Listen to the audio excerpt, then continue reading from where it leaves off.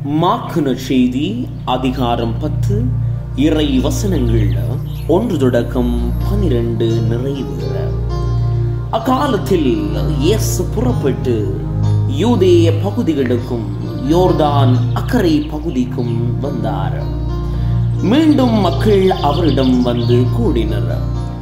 அவரும் வழக்கம் போல மீண்டும் அவர்களுக்கு கற்பித்தார். பரிசேயர் அவரை அணுகி, கணவன் தன் மனைவியை விலக்கி விடுவது முறையா என்று கேட்டு அவரை சோதித்தனர். அவர் அவர்களிடம் மறுமொழியாக, மோசே உங்களுக்கு இட்ட கட்டளை என்ன என்று கேட்டார். அவர்கள் மோசே மணவிலக்கு சான்றிதழ் எழுதி அவரை விலக்கிவிடலாம் என்று அனுமதி அளித்துள்ளார் என்று கூறினார்கள்.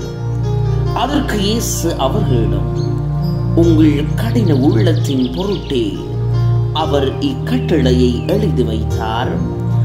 படைப்பின் தொடக்கத்திலேயே கடவுள் ஆணும் பெண்ணுமாக அவர்களை படைத்தார்.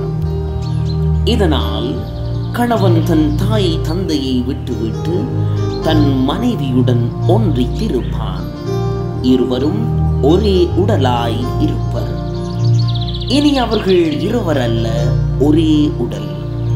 எனவே கடவுள் இணைத்ததை மனிதர் பிரிக்காதிருக்கட்டும் என்றார். பின்னர் வீட்டில் இதை பற்றி மீண்டும் சீடர் அவரை கேட்டனர்.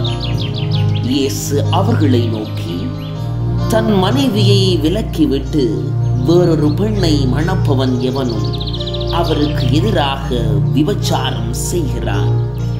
தன் கணவனை விலக்கிவிட்டு வேறொருவரை மணக்கும் எவளும் விபச்சாரம் செய்கிறாள் என்றார்.